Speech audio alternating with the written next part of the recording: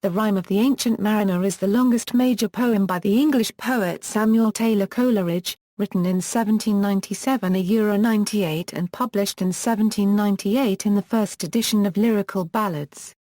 Modern editions use a revised version printed in 1817 that featured a gloss. Along with other poems and lyrical ballads, it was a signal shift to modern poetry and the beginning of British Romantic literature. Plot summary: The Rime of the Ancient Mariner relates the experiences of a sailor who has returned from a long sea voyage. The mariner stops a man who is on the way to a wedding ceremony and begins to narrate a story. The wedding guest's reaction turns from bemusement to impatience to fear to fascination as the mariner's story progresses, as can be seen in the language style. Coleridge uses narrative techniques such as personification and repetition to create a sense of danger, the supernatural, or serenity, depending on the mood in different parts of the poem. The mariner's tale begins with his ship departing on its journey. Despite initial good fortune, the ship is driven south by a storm and eventually reaches Antarctica. An albatross appears and leads them out of the Antarctic, but even as the albatross is praised by his ship's crew, the mariner shoots the bird. The crew is angry with the mariner, believing the albatross brought the south wind that led them out of the Antarctic. However, the sailors change their minds when the weather becomes warmer and the mist disappears. However, they made a grave mistake in supporting this crime, as it arouses the wrath of spirits who then pursue the ship from the land of mist and snow. The south wind that had initially led them from the land of ice now sends the ship into uncharted waters, where it is becalmed. Day after day, we stuck, nor breath nor motion. As idle as a painted ship, upon a painted ocean. Water, water, everywhere, and all the boards did shrink. Water, water, everywhere, nor any drop to drink. The sailors change their minds again and blame the mariner for the torment of their thirst. In anger, the crew forces the mariner to wear the dead albatross about his neck, perhaps to illustrate the burden he must suffer from killing it, or perhaps as a sign of regret. Eventually, the ship encounters a ghostly vessel. On board are Death and the Nightmare Life in Death, who are playing dice for the souls of the crew. With a roll of the dice, Death wins the lives of the crew members and Life in Death the life of the mariner, a prize she considers more valuable. Her name is a clue to the mariner's fate. He will endure a fate worse than death as punishment for his killing of the albatross. One by one, all of the crew members die, but the mariner lives on, seeing for 7 days and nights the curse in the eyes of the crew's corpses, whose last expressions remain upon their faces. Eventually, this stage of the mariner's curse is lifted after he appreciates the sea creatures swimming in the water. Despite his cursing them as slimy things earlier in the poem, he suddenly sees their true beauty and blesses them. Suddenly, as he manages to pray, the albatross falls from his neck and his guilt is partially expiated. The bodies of the crew, possessed by good spirits, rise again and steer the ship back home, where it sinks in a whirlpool, leaving only the mariner behind. A hermit on the mainland had seen the approaching ship and had come to meet it with a pilot and the pilot's boy in a boat.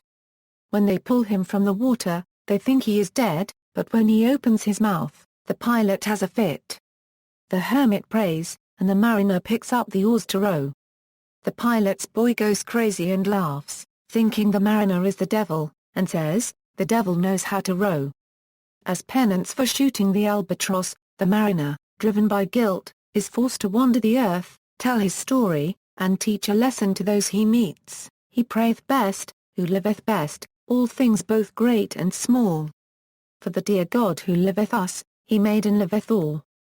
After relaying the story, the mariner leaves, and the wedding guest returns home, and wakes the next morning a sadder and a wiser man. Background: the poem may have been inspired by James Cook's second voyage of exploration of the South Seas and the Pacific Ocean.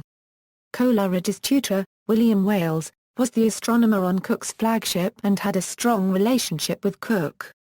On this second voyage Cook crossed 3 times into the Antarctic Circle to determine whether the fabled Great Southern Continent existed.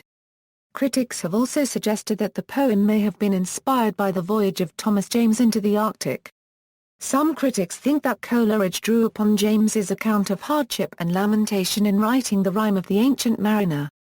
According to William Wordsworth, the poem was inspired while Coleridge, Wordsworth, and Wordsworth's sister Dorothy were on a walking tour through the Quantock Hills in Somerset in the spring of 1798. The discussion had turned to a book that Wordsworth was reading, A Voyage Round the World by Way of the Great South Sea by Captain George Shelvocke. In the book, a melancholy sailor, Simon Hatley, shoots a black albatross. We all observed that we had not the sight of one fish of any kind, since we were come to the southward of the Straits of Le Maire, nor one sea-bird, except a disconsolate black albatross, who accompanied us for several days. Till Hatley, observing, in one of his melancholy fits, that this bird was always hovering near us, imagined, from his colour, that it might be some Illamina. He, after some fruitless attempts, at length, shot the albatross, not doubting we should have a fair wind after it. As they discussed Shelvocke's book, Wordsworth proffers the following developmental critique to Coleridge, which importantly contains a reference to tutelary spirits. Suppose you represent him as having killed one of these birds on entering the South Sea, and the tutelary spirits of these regions take upon them to avenge the crime. By the time the trio finished their walk, the poem had taken shape. Bernard Martin argues in The Ancient Mariner and the authentic narrative that Coleridge was also influenced by the life of Anglican clergyman John Newton, who had a near-death experience aboard a slave ship. The poem may also have been inspired by the legends of the Wandering Jew, who was forced to wander the earth until Judgment Day for taunting Jesus on the day of the crucifixion, and of the Flying Dutchman. The poem received mixed reviews from critics, and Coleridge was once told by the publisher that most of the book's sales were to sailors who thought it was a naval songbook. Coleridge made several modifications to the poem over the years. In the second edition of Lyrical Ballads, published in 1800, he replaced many of the archaic words. Coleridge's comments. In Biographia Literaria, Coleridge wrote, "The thought suggested itself that a series of poems might be composed of two sorts. In the one, incidents and agents were to be, in part at least, supernatural, and the excellence aimed at was to consist in the interesting of the affections by the dramatic truth of such emotions, as would naturally accompany such situations, supposing them real. And real in this sense they have been to every human being who, from whatever source of delusion, has at any time believed himself under supernatural agency. For the second class, subjects were to be chosen from ordinary life. In this idea originated the plan of the Lyrical Ballads, in which it was agreed that my endeavors should be directed to persons and characters supernatural, or at least romantic, yet so as to transfer from our inward nature a human interest and a semblance of truth sufficient to procure for these shadows of imagination that willing suspension of disbelief for the moment, which constitutes poetic faith. With this view I wrote The Ancient Mariner."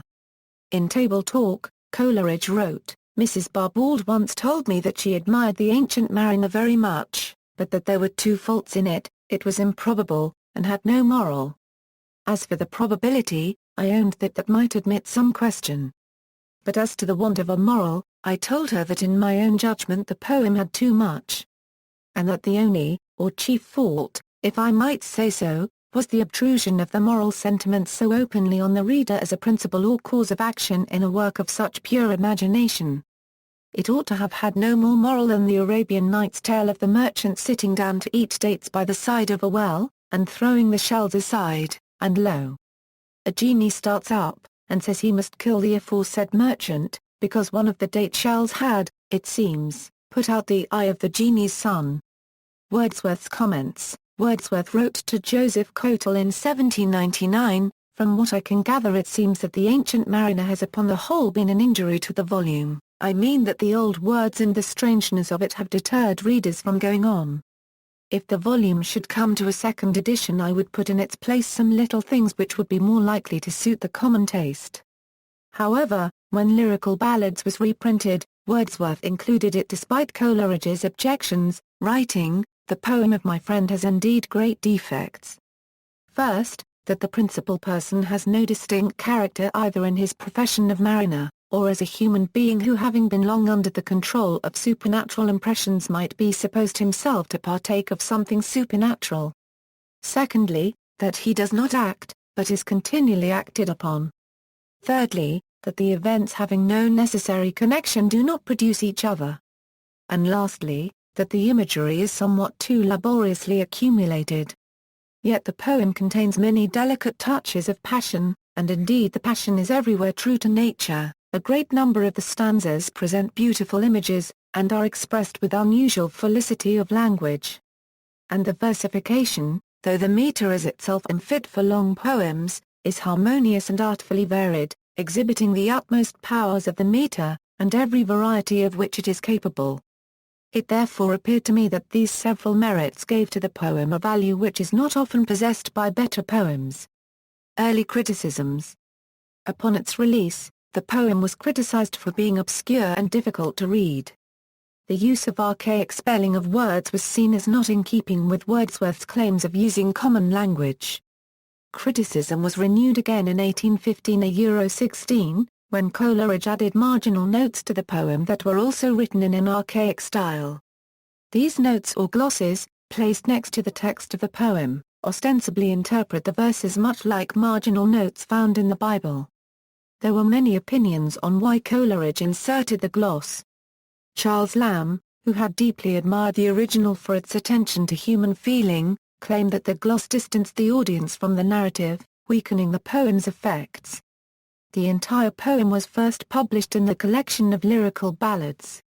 Another version of the poem was published in the 1817 collection entitled Sibylline Leaves. Interpretations. On a surface level, the poem explores a violation of nature and the resulting psychological effects on the mariner and on all those who hear him.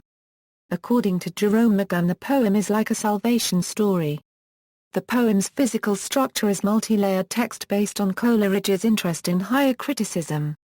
Like the Iliad or Paradise Lost or any great historical product, the rhyme is a work of transhistorical rather than so-called universal significance.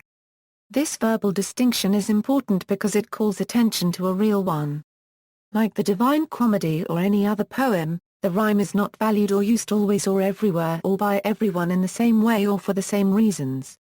George Whalley, in his 1946 47 essay, The Mariner and the Albatross, suggests that The Ancient Mariner is an autobiographical portrait of Coleridge himself, comparing the mariner's loneliness with Coleridge's own feelings of loneliness expressed in his letters and journals.